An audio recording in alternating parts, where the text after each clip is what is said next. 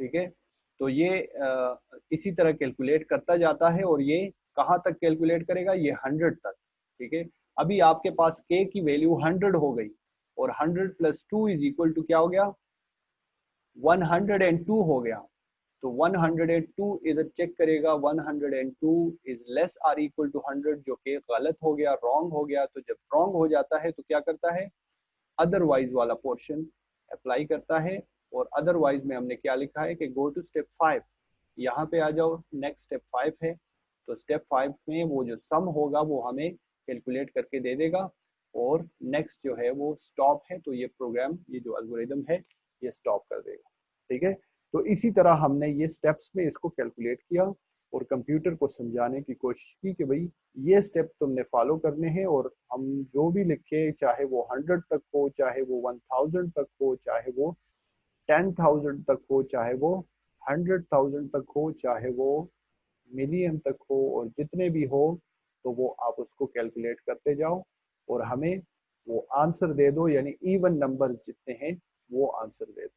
ठीक है। तो ये एक एल्गोरिदम था। नेक्स्ट हमारे पास जो एल्गोरिदम है, आप रोज मल्टीप्लिकेशन टेबल यूज करते हो और किसी भी नंबर का। तो अगर आपको बताया जाए कि 5 का मल्टीप्लिकेशन टेबल बताओ, तो आप किस तरह करते हैं, आप 1 से स्टार्ट करते हैं, 1 मल्टीप्लाई करते हैं 5 के साथ, तो आपको आंसर आ जाता है 5। ठीक है। और फिर इसके बाद 2 के साथ 5 को मल्टीप्लाई करते हैं तो आपके पास आंसर आ जाता है 10। ठीक है। और फिर 3 के साथ मल्टीप्लाई करते हैं और आपके पास आंसर आ जाता है 15। तो इसी तरह आप एक मल्टीप्लिकेशन टेबल क्रिएट करते हो और ये मल्टीप्लिकेशन आपको तो पता है कि ये क्या है, लेकिन हमने इसके लिए स्टेप्स बनाने हैं, अपने लॉजिक ढूंढना है कि ये क्या स्टेप्स फॉलो कर रहा है। ठीक है। ये अगर आप कंप्यूटर को समझाओ तो वो आपके लिए 5 तो क्या, जो भी नंबर दोगे इन ही स्टेप्स को फॉलो करके वो आपको उसका टेबल बना के देगा। ठीक है। तो प्रॉब्लम है कि print a multiplication table of a given number, एक नंबर हमें दिया गया होगा और उसका मल्टीप्लिकेशन टेबल बनाना है। ठीक है। तो ये देखो इसमें लॉजिक क्या है, लॉजिक इसमें ये है कि हमारे पास एक नंबर है जो हम इसको n बोलेंगे, यानी ये एक नंबर है 5। इसमें कोई भी नंबर हो सकता है, 7 हो सकता है, 9 हो सकता है, जिसका आपने मल्टीप्लिकेशन टेबल बनाना है। ठीक है। ये क्या करता है, ये 1 से स्टार्ट कर लेता है, 1 के साथ पहले मल्टीप्लाई करते हैं, फिर 1 से 2 बन जाता है, फिर उसके साथ मल्टीप्लाई हो जाता है, फिर 2 से 3 बन जाता है, उसके साथ मल्टीप्लाई हो जाता है, और फिर 3 से 4 5 6 7 8 9 10 तक या 12 तक जितना आपने टेबल क्रिएट करना है। ठीक है। चाहे आप 20 तक चले जाए, लेकिन ये क्या हो रहा है, 1 के साथ +1 हो गया तो 2 बन गया, 2 के साथ +1 हो गया तो 3 बन गया, 3 के साथ +1 4, और इसी तरह ये एक एक करके इंक्रीज करता जाता है। ठीक है। तो यहाँ पे हम इसको भी एक नाम दे देते हैं और वो नाम हम k दे देते हैं कि ये वैल्यू क्या होगी, ये k में सेव होगी। और ये जो वैल्यू है ये हम कोई भी इसका यानी प्रोडक्ट p से डिनोट कर लेते हैं कि जो भी आंसर होगा वो p होगा। ठीक है। तो ये कैलकुलेशन हम किस तरह कंप्यूटर को समझाएंगे स्टेप्स में, वो ये है कि हम इसके लिए एल्गोरिदम लिखते हैं। सबसे पहले स्टार्ट करते हैं, पहले स्टेप में हम कहते हैं कि हमारे पास एक नंबर दिया गया है और वो है n, जो है 7 है। ठीक है। 7 हमें एक नंबर दिया गया है और हमसे पूछ रहे हैं कि इसके लिए एल्गोरिदम बनाओ जो टेबल बना के देगा आपको 7 का मल्टीप्लिकेशन टेबल बना के देगा। तो मल्टीप्लिकेशन टेबल जिस तरह आपको बताया कि इस तरह होगा, यानी 1 multiply by 7 is equal to 7, और फिर 2 multiply by 7 is equal to 14, और फिर 3 multiply by 7 is equal to 21, और इसी तरह ये कहाँ तक जाएगा, 12 तक ये कैलकुलेट करेगा। 1 2 3 4 5 6 7 8 9 10 11 12 तक ये हमें कैलकुलेट करके देगा, और जो भी इसका आंसर होगा वो इसी तरह इस फॉर्म में लिखेगा। ठीक है। तो ये हमारे पास एक मल्टीप्लिकेशन टेबल बन जाता है। और यहाँ पर अगर आप देखें तो 1 से 2 कैसे बनता है, ये इंक्रीज हो रहा है एक एक करके। और बाकी जो है n हमारे पास सेम है, ये n हमारे पास यहाँ पे 7 दिया गया है, ये k की वैल्यू होगी, और ये हमारे पास p आ रहा है प्रोडक्ट, यानी दोनों को मल्टीप्लाई करके ये p जो प्रोडक्ट आ रहा है वो ये p में सेव होगा, ये वैल्यूज p में सेव होगी। ठीक है, अभी क्या करते हैं कि यहाँ से स्टार्ट कर लेते हैं। कोई इनिशियल वैल्यू यानी स्टार्टिंग वैल्यू हम k को दे देते हैं कि वो 1 होगी, यानी k को हमने वैल्यू दे दी नेक्स्ट स्टेप में कि k कहाँ से शुरू होगा, 1 से। सबसे पहले k की वैल्यू होगी 1। ठीक है, अगर आपने 2 से शुरू किया तो ये 2 से यहाँ शुरू करेगा। ठीक है, फिर k की वैल्यू स्टार्टिंग वैल्यू क्या होगी, 2 होगी। ठीक है, यहाँ पे हमने 1 किया तो 1 आ जाएगी। फिर नेक्स्ट स्टेप में हमने क्या कहना है कि हमने वो फार्मूला पुट करना है, ये वाला फार्मूला जो ये काम कर रहा है, ये ऑपरेशन जो हो रही है। ठीक है, ये वाली ऑपरेशन जो हो रही है इसको हमने रिप्रेजेंट करना है, कंप्यूटर को समझाना है कि क्या करना है। आप हमारे पास n है, हमारे पास k आ गया और हमने p फाइंड करना है, तो n को k के साथ मल्टीप्लाई करेंगे हमें p मिल जाएगा। ठीक है, जिस तरह हमने यहाँ पे n को k के साथ मल्टीप्लाई किया तो हमारे पास क्या आ गया, p आ गया। मल्टीप्लिकेशन कंप्यूटर खुद करता है, ये ऑपरेटर्स जो है ये इक्वल साइन, ये स्टेरिक साइन, मल्टीप्लिकेशन वाला साइन, ये प्लस वाला साइन, ये कंप्यूटर एक कैलकुलेटिंग डिवाइस है, वो जानता है कि कैलकुलेशन कैसे करते हैं। ठीक है, जहाँ पे ये इसको कैलकुलेटिंग ये ऑपरेटर्स मिल जाते हैं तो वो ऑटोमेटिकली उसको कैलकुलेट करके आंसर दे देता है। ठीक है, तो ये हमने उसको फार्मूला दे दिया कि n को क्या करो, k के साथ मल्टीप्लाई करो और हमें आंसर p में दे दो। तो k हमारे पास यहाँ पे 1 है और n क्या है, मल्टीप्लाई हो जाएगा 7 के साथ, तो हमारे पास p आ जाएगा और p क्या आएगा, 7 आ जाएगा। ठीक है, और जब नेक्स्ट स्टेप में ये जाएगा तो नेक्स्ट स्टेप में हमने इसको बताया कि n की जो वैल्यू है और k की जो वैल्यू है और p की जो वैल्यू है उनको जस्ट प्रिंट कर दो। तो प्रिंट कैसे करेगा, n की वैल्यू हमारे पास 7 है, ठीक है, और k की वैल्यू प्रिंट कर देगा तो वो क्या है, वो 1 थी, और जो 1 को 7 के साथ मल्टीप्लाई किया और p की वैल्यू आ गई तो p में क्या है, यहाँ पे 7, यानी वो आंसर आ जाएगा। ठीक है, तो वो प्रिंट कर दिया। नेक्स्ट स्टेप में जाएगा तो ये क्या करता है, अभी 1 के साथ हमने कैलकुलेशन की, 1 के साथ मल्टीप्लाई किया 7 को, लेकिन अभी 2 करना है, तो 1 से 2 कैसे बनाना है, ये फार्मूला हमने इसको बताया कि k की जो वैल्यू है जो 1 है उसके साथ 1 प्लस करो, यानी इंक्रीज करो, तो 1 प्लस 1 हमारे पास आ जाता है, k क्या बन जाएगा, 2 बन जाएगा। तो k is equal to k plus 1 का मतलब है एक इंक्रीज कर दिया हमने k को और वो 2 बन गया। अभी k की वैल्यू क्या है, 2 है। नेक्स्ट स्टेप में हमने इसको एक लिमिट देना है, एक चेक देना है, एक शर्त देनी है, एक कंडीशन देनी है कि भाई तुमने यहाँ तक ये करना है, यानी ये कैलकुलेशन जो ये हम कर रहे हैं ये 12 तक करे। तो हम बोलते हैं कि अगर ये जो k की वैल्यू हमारे पास 2 आ गई, ये 12 से कम है, तो फिर क्या करो, देन गो टू स्टेप 3। ये हम चेक करते हैं, 2 k की वैल्यू 2 है अभी, तो 2 is less or equal to 12, यानी सही हो गया। तो जब सही हो गया तो ये वाला पोर्शन हम छोड़ के क्या करते हैं, यहाँ तक करते हैं। ठीक है, go to step 3, otherwise go to step 7। ये बाद में जब ये गलत हो जाता है तो फिर अदरवाइज में जाता है। तो अभी हमने अदरवाइज में नहीं जाना, हमने कहाँ जाना है, गो टू स्टेप 3। ये वो रिपीटिशन होती है जब ये रिपीट करता है, यानी यहाँ पे आ गया और इसने क्या किया, हमारे पास ये फार्मूला है, n की वैल्यू हमारे पास 7 है और k की वैल्यू हमारे पास अभी 2 हो गई, तो 2 multiply by 7 is equal to 14 आ गया। और 14 और ये सारी वैल्यूज जो है वो नेक्स्ट स्टेप में क्या करता है कि n की वैल्यू, k की वैल्यू और p की वैल्यू, n की वैल्यू हमारे पास 7 है और k की वैल्यू अभी 2 है और आंसर में क्या आ गया, p में 14 आ गया, तो उसने वो आउटपुट हमें दे दिए, प्रिंट करके दे दिया। ठीक है, तो ये हो गया। अभी नेक्स्ट स्टेप में जब वो जाएगा तो इंक्रीमेंट करेगा k को 1 से, तो k की वैल्यू हमारे पास अभी क्या थी, 2 थी, तो 2 + 1 हमारे पास क्या बन जाएगी, 3 बन जाएगी। और 3 जब नेक्स्ट स्टेप में जाएगा तो वो चेक करेगा 3 12 से कम है तो सही है, स्टेप 3 में चला जाएगा।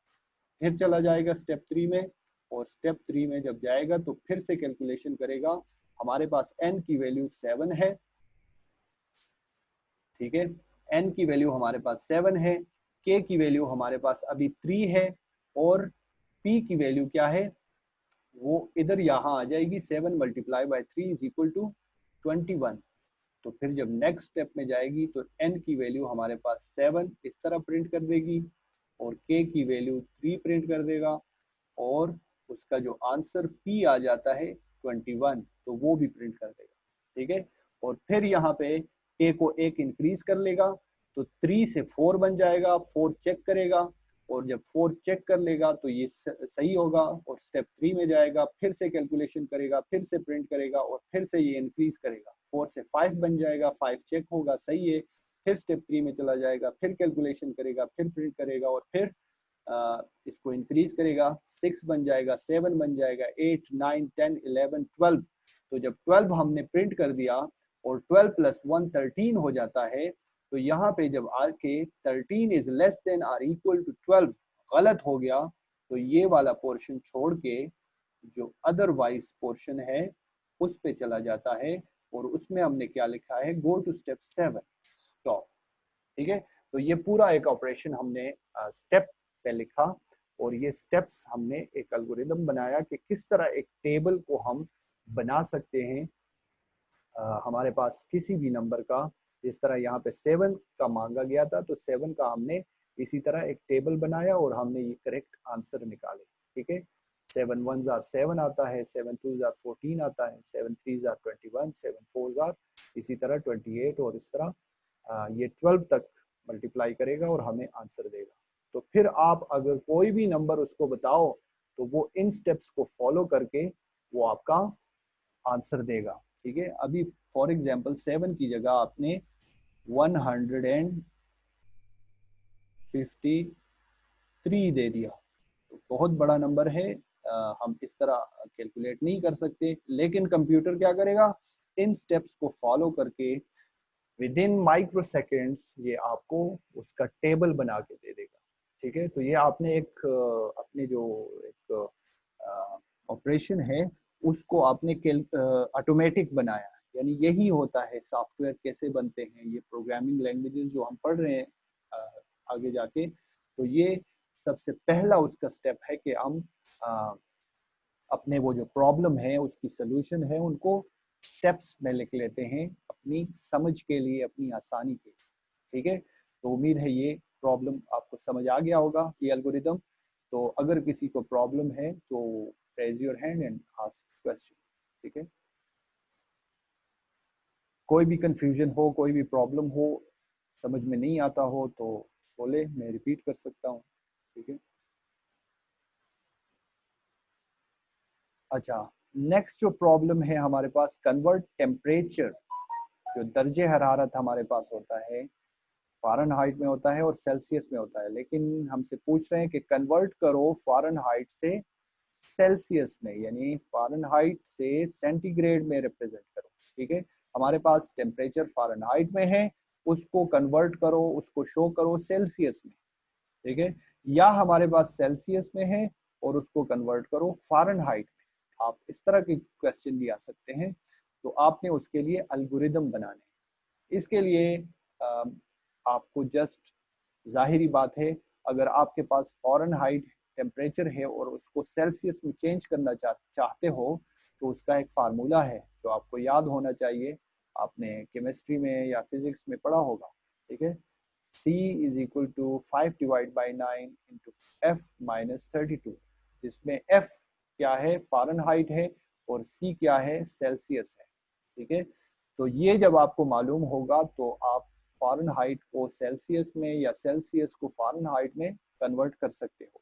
जस्ट सिंपल है कि फॉर एग्जांपल अगर आपको दिया गया हो कि फ़ारेनहाइट आपके पास 100 है, तो 100 को सेंटीग्रेड में कैसे रिप्रेजेंट करोगे, तो इस फार्मूला में 100 की ये फ़ारेनहाइट की जो वैल्यू है वो पुट कर दो तो आपके पास सेल्सियस आ जाएगा, और जस्ट सिंपल उस सेल्सियस को आउटपुट करो यानी प्रिंट करो और स्टॉप करो।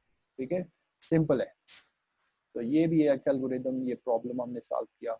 अभी नेक्स्ट जो प्रॉब्लम है एक इम्पॉर्टेंट प्रॉब्लम है और ये है find the factorial of a given number. ठीक है, the question for you is who knows what is factorial? Factorial क्या होता है, मुझे कौन बताएगा?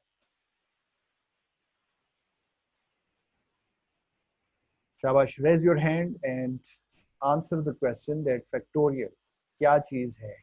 मैथ्स का क्वेश्चन है, आपने 8th 9th में भी पढ़ा होगा, 6 से बच्चे पढ़ते हैं। फैक्टोरियल क्या चीज है? शाबाश, रेज योर हैंड, कोई भी बच्चा। हमजा, जलाल। Sir factorise. जी, फैक्टराइज नाम से जाहिर है, लेकिन अगर मैं आपसे पूछूं कि 3 का फैक्टोरियल क्या है तो आप क्या बताओगे? आंसर क्या होगा? What will be the answer of factorial 3?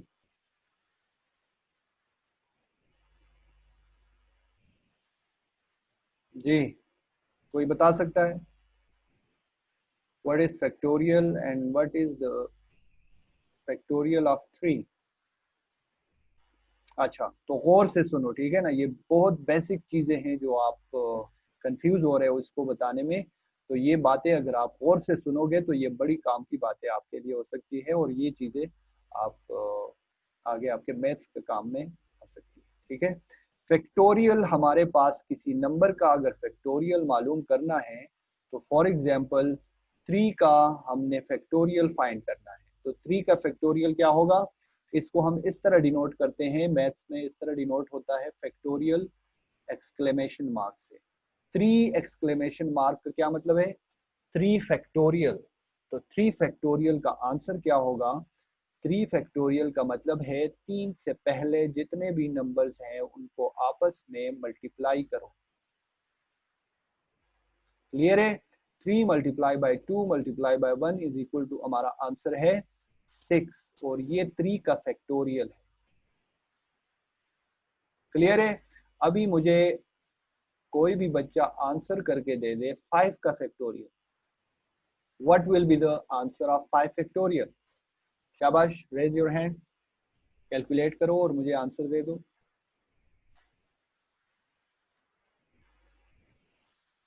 What will be the factorial of 5? Factorial का मैंने आपको बोला कि फैक्टोरियल उसको बोलते हैं उस नंबर से पहले 1 तक जितने भी नंबर्स हैं सारों को आपस में मल्टीप्लाई करो तो आपका आंसर फैक्टोरियल होता है। तो 5 का फैक्टोरियल क्या होगा? 15 सर। हाउ? 5 के बाद 3 है, उसके बाद फिर 1, तो 5 3 is 15 और 1 सर 120 120 आता है। 5 के बाद 3 नहीं होता, 5 से पहले 4 होता है, फिर 4 से पहले 3 होता है और 3 से पहले 2 होता है और 2 से पहले 1 होता है। तो इसको देखो, ये 5 का हमने 3 का फैक्टोरियल फाइंड किया ना, 3 से पहले 2 था, 2 से पहले 1 है, तो ये सारे आपस में मल्टीप्लाई हुए और हमें आंसर मिला फैक्टोरियल में। तो अभी 5 है तो 5 multiply by 4 multiply by 3 multiply by 2 multiply by 1 और answer will be 5 4s are 20, 23s are 60, 62s are 120 और 121s are 120। तो आंसर विल बी 120। तो 5 का फैक्टोरियल हमारे पास 120 है। ठीक है, तो ये फैक्टोरियल होता है। फैक्टोरियल यानी ये सारे फैक्टर्स हमने आपस में मल्टीप्लाई किए और इस नंबर का फैक्टोरियल फाइंड किया। ठीक है, तो ये कैसे हमने किया, ये तो हमें पता चल गया कि ये इस तरह फैक्टोरियल आता है, लेकिन ये बात जो है हमने कंप्यूटर को समझानी है और जो भी हम नंबर उसको देंगे वो हमें वो उसका फैक्टोरियल बना के देगा। ठीक है, तो ये देखो हमने क्या किया, 1 से स्टार्ट किया, 1 से 2 बन गया नंबर, 2 से 3 बन गया, 3 से 4 बन गया, 4 से 5 बन गया। यहाँ पे भी सेम प्रोसीजर है और ये हम इस तरह इन सबको मल्टीप्लाई करेंगे कहाँ तक, जहां तक हमारा वो नंबर गिवन हो। यानी ये 5 है तो 5 तक हमने किया, 3 है तो 3 तक हमने मल्टीप्लाई किया, तो हमें आंसर फैक्टोरियल में आया। तो ये देखो ये 1 से 2 कैसे बनता है, +1 करके, ठीक है। और 2 से 3 कैसे बनता है, +1 करके। और 3 से 4 कैसे बनता है, +1 करके। तो ये हम एक लॉजिक है, एक पॉइंट है जो हम बार बार रिपीट करते जा रहे हैं, ठीक है। तो रिपीटिशन के प्रोसेस को हमने बोला कि इसको क्या बोलते हैं, लूप। यानी एक ही पॉइंट को आप बार बार एक्सेस कर रहे हो, बार बार दोहरा रहे हो, तो उसको बोलते हैं प्रोग्रामिंग में लूप। तो यहाँ पे भी यही चलेगा। और ये देखो स्टेप्स क्या है, हमने स्टार्ट लिया, हमने एक n नंबर लिया जिसको